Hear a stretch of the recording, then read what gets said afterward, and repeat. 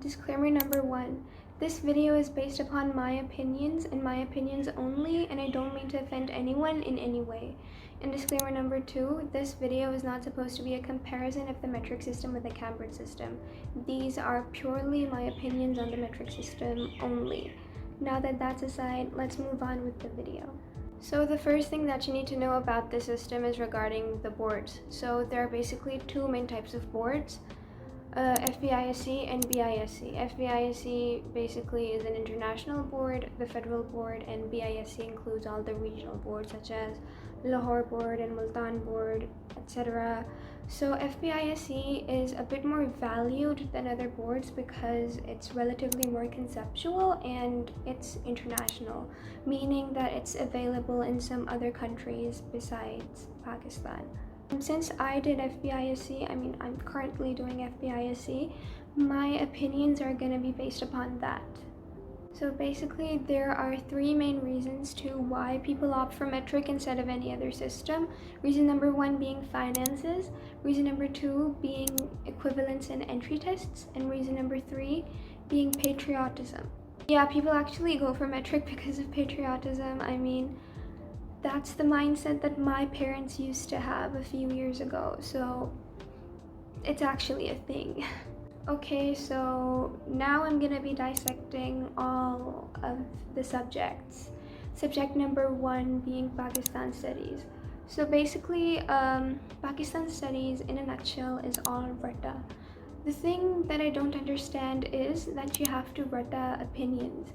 I get that you have to memorize, some important events and dates, but I don't get why you have to, Rata opinions. I should be able to write my own opinion, if I disagree with something, I'm not even exaggerating. You have to learn the whole book by heart. I don't know why they expect us to do that, but that's what we're supposed to do in order to get marks. And our teachers term Pak studies as a marks gaining subject, which I don't get. How is this a marks gaining subject?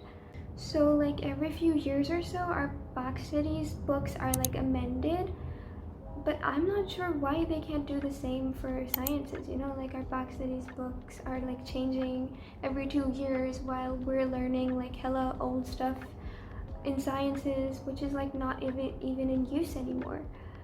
So that's a huge downfall in my opinion. Okay, so like this is like a long question in our Pakistan studies book. It starts basically from here and it ends here, and right after this ends, another long question starts from here till here, and then another question starts like from here, and it never ends. So coming to chemistry, FBISC has a relatively different chemistry book than any other boards. So in FBISC, in my opinion, you cannot write that chemistry because, the book gives you like 60% of the knowledge, and I feel like the rest depends upon your teacher. And I'm honestly really lucky to have a really good chemistry teacher who explains the concepts really well. And yeah, you cannot just cram and memorize chemistry in this board, at least.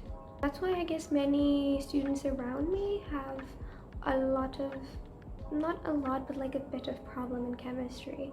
The chapter placement in our chemistry book is a bit off, and also the syllabus, like some of the content is very dated because recently in quarantine I've been doing my 10th grade chemistry from YouTube, and I've realized that there are many things which are hella old and people don't use them anymore. Coming to biology, I feel like bio is okay actually, but our book explains some topics in a very half-assed manner, and our teacher basically has to give us the backstory of some things. It's a common pattern in sciences. Yeah, in our science books, they've explained many things in a very lazy way, yeah. So coming to math. Math is actually a really nice and a fun conceptual subject, but I've seen some people the questions as well. And in math, many students basically have a problem in learning theorems. I never learn theorems. I prove them conceptually, but because I do them conceptually, sometimes I prove them in a way that is different from the book, and then my teacher, says that, oh no, you're not supposed to do it that way, you're supposed to do it this way, your exam can go to anyone, and yeah. So I feel like it kind of holds you back, it kind of limits you. Oh, and by the way, I believe that in BISC, the theorems are reduced. Like, you don't do that much theorems, but in FBISC, you do every single theorem. Yeah, so basically, all theorems are included and you don't skip anything in math. So this is how a theorem looks like. You basically have to prove the statement in this manner. Okay, so coming to Urdu. Urdu can be quite intimidating. Yeah, it's kind of hard at some points. The only thing that you have to ratta is the ta'arufs, and other than that, yeah, it's okay. Oh, and in terms of creative writing, you are encouraged to look at the topics in your grammar book. So there are creative writing topics and in our grammar book, so you're advised to read through them and write on the same topic in your exam, because I don't know, since that's encouraged a lot, it kind of limits your creative ability.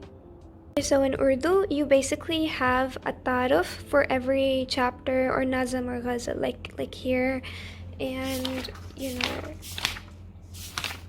and here. So yeah, there's basically, and you have to learn them because you can get MCQs, a lot of MCQs from here, and also one short question, I believe. Yeah, so basically for some MCQs and for just one short question in our exam, we have to learn 25 ta'arufs.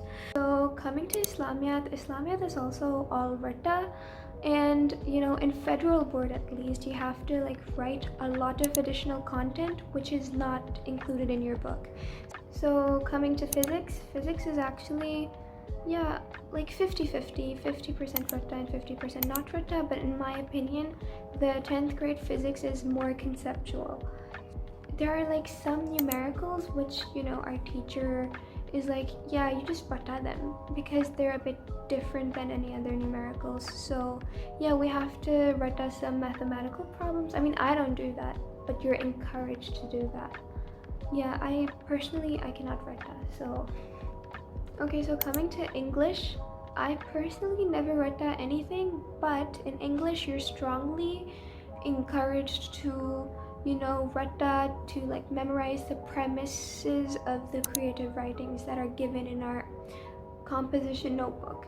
So yeah, you're basically encouraged to write the same thing that's given in the creative writing in our exams, so which hella limits your creative ability, and you're encouraged to write the same thing because your examiner, your checker, might have some the same thing written in the answer key.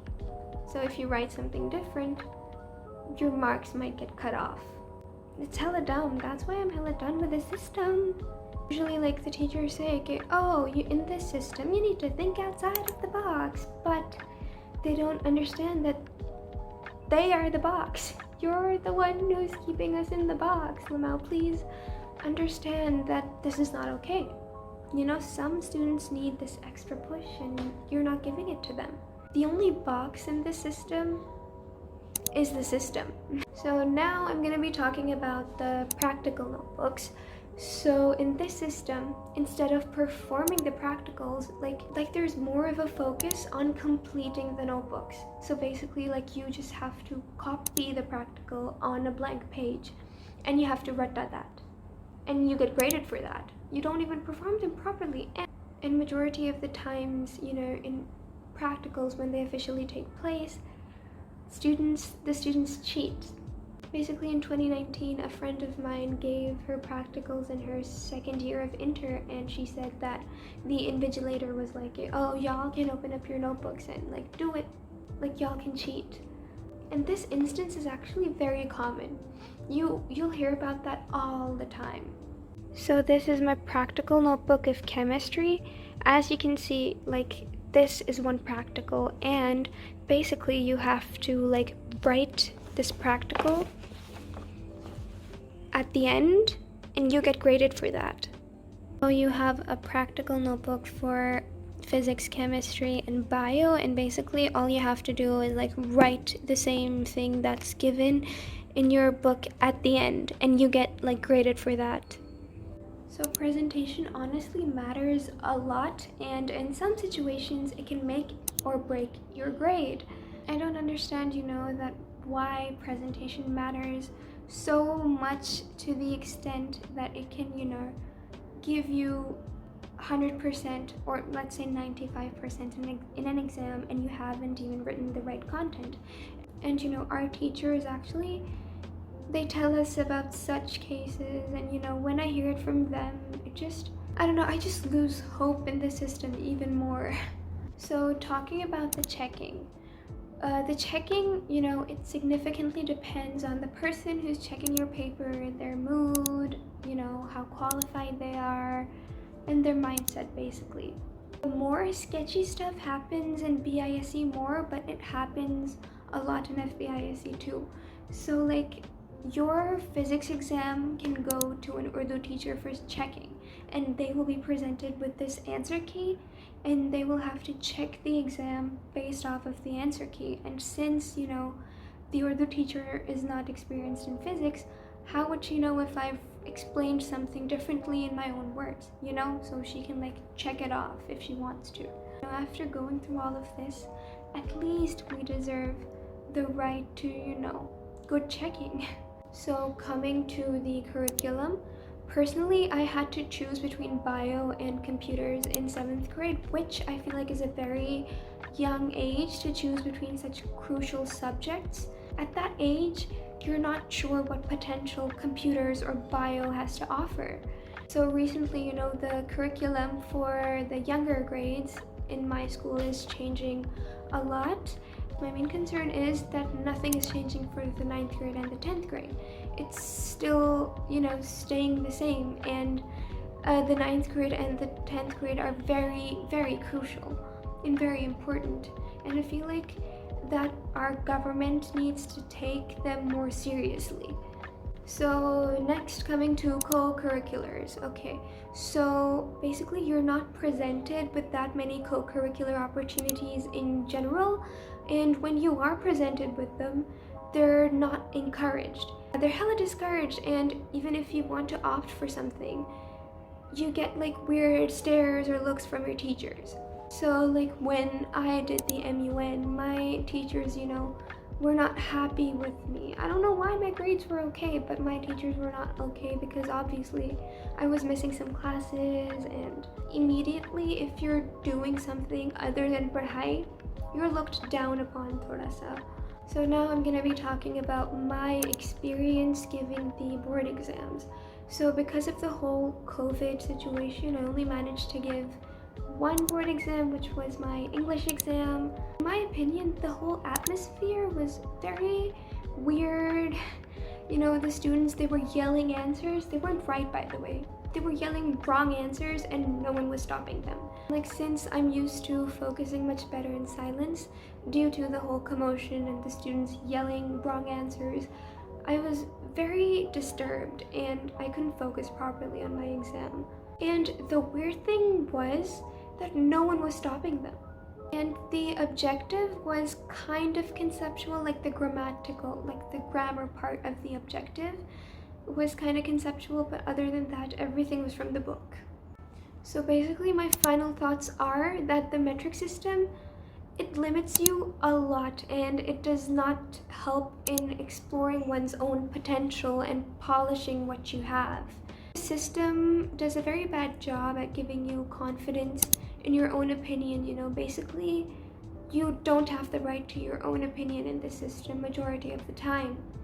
I'm actually very grateful that I've been given the right to education, but being grateful does not mean that you don't acknowledge where a thing lacks. We need to accept where we lack and try to improve on those areas so that we can move forward as a country. There are actually some students who need an extra push, to explore their boundaries, but the system sucks at that. Yeah. Basically, in this system, extracurriculars have no meaning and you have no life other than for hype. And that's a fact. Thank you so much for taking the time out of your life to watch this video. If you want to suggest something, or if you want me to share my thoughts or views on something, feel free to DM me on Instagram or comment below. Also, I would really like to encourage the youth to speak up about their opinions about anything, this education system, any system, anything that they feel like the government is doing wrong. As the Awam and as the citizens, we have to speak up too, we have to play our part too. So let's do that. Yes. I'll see y'all next time, I guess. Bye.